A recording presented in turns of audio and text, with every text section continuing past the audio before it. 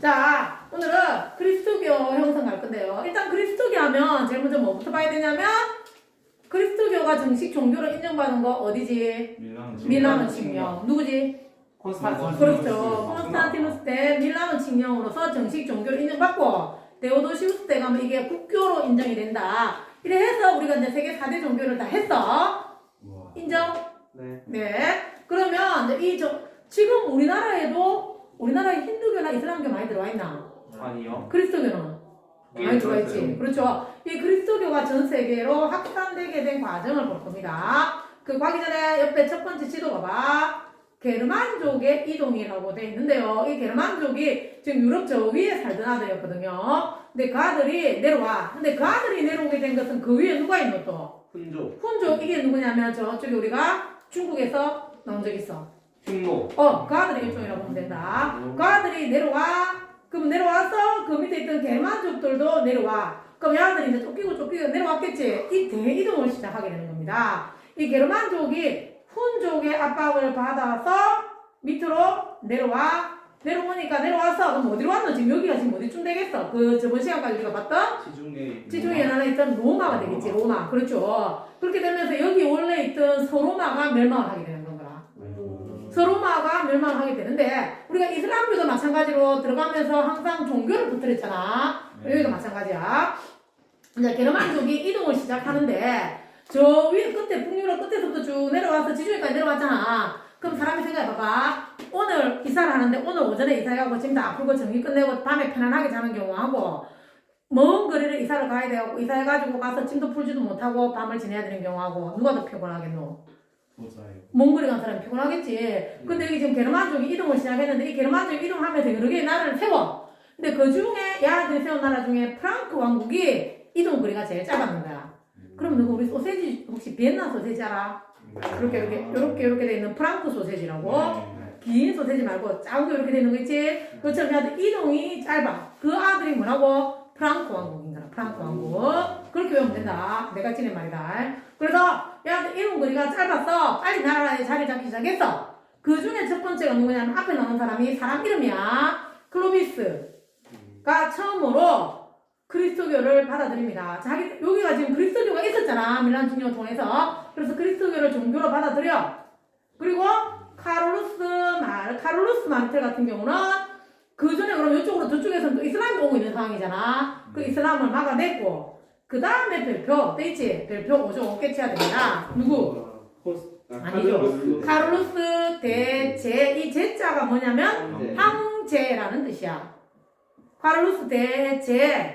그러니까 이 사람은 영토 확장을 기본으로 해. 그 옆에 있는 서로마 영토 대부분을 정복을 하고 일단 영토 확장 많이 했지. 그리고 로마 교황으로부터 교황은 그리스도교의 최고 지도자야. 종교적으로는 그 교황으로부터 여기 네가 서로마의 황제다라고 인정을 받는 거라. 그 사람이 누구라고? 카를루스 대제다. 그러면 이렇게 되면 어떻게 돼? 원래 여기 어느 나라였지? 원래 여기는 로마였어. 그 다음에 종교는 방금 뭐였노? 그리스도교. 지금 들어온 아들은 누구야? 게르만. 이게 다 섞여가지고 오늘날 서유럽 문화의 기본이 되는 거구나. 자, 우리가 중국 문화의 기본은 어디서 나온다고 했노? 한. 동아시아 문화의 기본은 당. 인도 문화의 기본은 구타. 구타에서 나온다 했지. 힌두 양식. 그 다음에 여기가 서유럽 문화의 기본은 여기서 나오게 되는 거구나.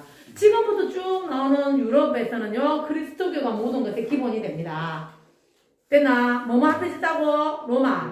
그리스도교, 게르만족이 합해져서 서유럽 문화의 기본이 돼. 그러면 잘 살았네? 좋았네?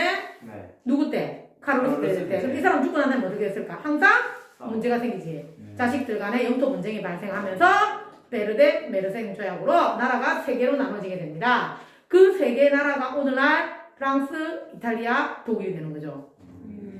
프랑스, 이탈리아, 독일. 자, 프랑스, 이탈리아, 독일. 이렇게 된다, 이가. 그러면 이게 원래 어느 나라에 출발한다 했노? 프랑크 왕국에서 출발한다 했다, 이가. 프랑크 왕국. 그러면 프랑크가 이게 프랑스다, 이가. 프랑스. 그래서 이거는 서프랑크. 독일이다, 이가. 독일이니까 동프랑크. 가운데는 뭐였겠노? 중. 이렇게 되는 거죠. 이런 방법이다. 자, 프랑스니까 뭐? 서프랑크. 독일이니까 동프랑크. 요 위치를 우리가 동프랑크, 서프랑크 이렇게 하면 까먹어. 어떻게 하라고? 프랑스, 서. 독일, 동. 가운데는 중프랑크. 요게 베르든 메르센조야. 이탈리아가. 이거 정말 작년인가? 치사하게 창원중 문제 이 순서를 바꿔 나오는 거라. 동프랑크, 서프랑크, 중프랑크. 여기다가 독일, 이탈리아 이렇게 쓰면 동프랑크 맞잖아. 그제? 근데 서프랑크, 중프랑크 해놓고 동프랑크 이렇게 쓰는 거지. 무슨 말인지 서준아 기억하겠나? 내가 지금 무슨 말인지 모르겠나? 대충. 아니 쉽잖아. 프랑스, 서, 독일, 동. 맞지? 안다고 이야기해줘. 이게 어려워? 민규, 되나? 이거 외우지 말고 그냥 이렇게 기억하라고요. 니 안 하면 여기 밑에 자막 띄운다. 서준이 대답해라. 이럴 거야. 신고했고요. 뭐라고? 아, 신고하면 되겠다. 수업 시간에 대답을 안 했더니 선생님이 내 이름을 띄웠다. 그럼 내가 가서 뭐가 되지? 참 잘했어요. 되는 거죠. 이렇게 열심히 공부시키는 학원인데, 맞지? 자, 이게 오늘날 독일, 프랑스, 이탈리아 기본이 됐다. 그러고 난 다음에 오늘 하는 게 제일 중요한 이거야. 봉건제가 나오는데, 이 봉건제 들어봤는데. 봉건제? 어디? 주나라의 봉건제. 연관 검색어 뭐가 붙을까? 제후. 네? 주나라의 봉건제는 혈연관계다. 자, 일단 봉건제도의 뜻이 뭐냐면 뭐고? 주나라가 넓어진 영토를 효율적으로 다스리기 위해서 왕이 제후 끝까지 못 가니까 제후를 보내서 다스린다 했는데 그 제후는 누구를 보낸다고 했어? 혈연관계의 친척을 보낸다 했어. 근데 지금 여기는 유럽이야. 여기에 봉건제는 이거랑 다릅니다. 자, 봐봐. 이 봉건제 옆에 그림 봐봐라. 지금 여기 원래 살던 사람 입장에서 한번 생각해보자. 가만히 살고 있는데 저 위에서 훈족이 내려온다는 소식이 들리더만은 게르만족이 쳐들어와. 어때 지금? 가만히 있는데 저기 쳐들어와. 그 다음에 또 좀 있으니까 게르만족이 가고 나면 노르만족이 오거든. 노르만족은 우리가 아는 그 바이킹족이야. 그 바이킹 제일 앞에 보면 일하고 있는 거 있다 이가. 바이킹 제일 앞에 머리에 보면 이렇게 해적 같은 애 한 명 있는 거 안 봤어? 몰라요. 그 아들이 바이킹족이 노르만족이거든요. 배를 타고 이동한다 해서 그 아들은 노르만족인데 그러면 이게 살던 사람 입장에서는 지금 내한테 제일 소중한 거는 뭘까? 땅이 소중하나? 돈이 소중해? 나는 내를 지켜줄 누군가가 필요하다 지금. 계속 저기 쳐들어오니까 내 목숨부터 부자. 그렇죠. 내를 지켜줄 누군가가 필요한 거라. 그래서 왕이 뭐를 해야 되냐면 자 밑에 봐봐라. 내가 왕은 저 멀리 있어 지금. 위에 가운데 한 명 있겠지? 그럼 우리 동네에는 저 제후가 있을 거야.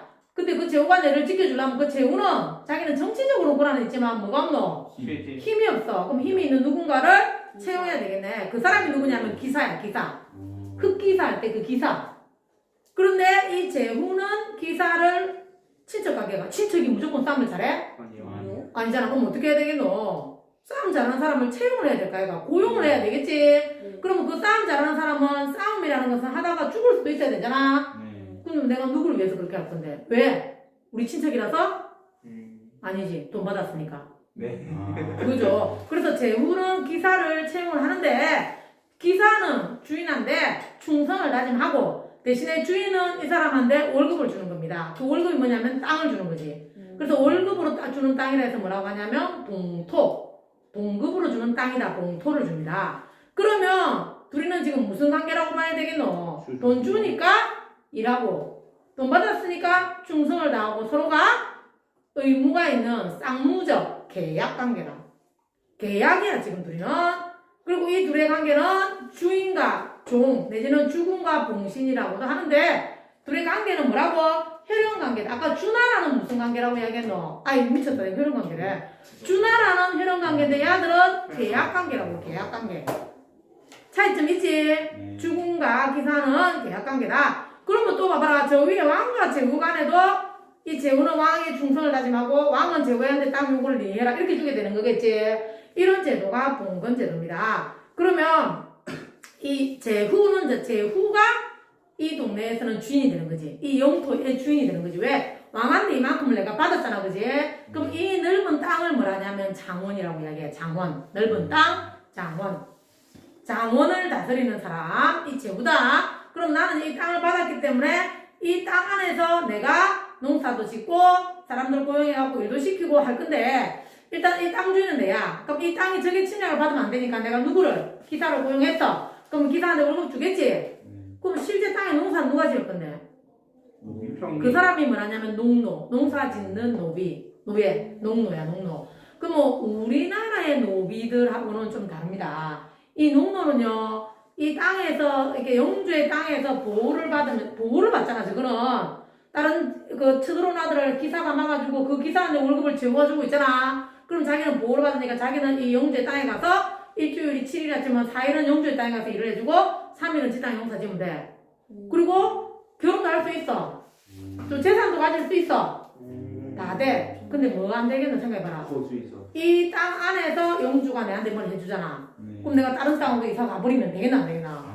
안 되죠. 그래서 거주 이전의 자유만 갖고 나머지는 다 돼. 우리나라 노예랑은 좀 다르지. 노비랑은 좀 다르지, 그지? 그 아들이 누구라고? 농노. 다시 이런 제도를 그래서 뭐라 부른다? 봉건제.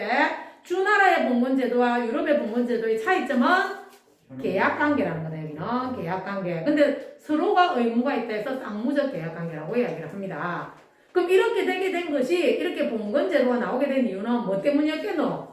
게르만족이 이동을 시작하면서부터 이렇게 된 거라. 그럼 게르만족이 이동을 시작하면서 이때는 종교적으로는 뭐가 퍼져나가기 시작한다? 그리스도교가 퍼져나가게 된다. 이렇게 된 거라. 여기가 어디라고? 서로마, 유럽이에요, 유럽. 영국, 프랑스, 독일, 이탈리아는 이쪽 있지? 이쪽을 지금 한 겁니다. 됐나요?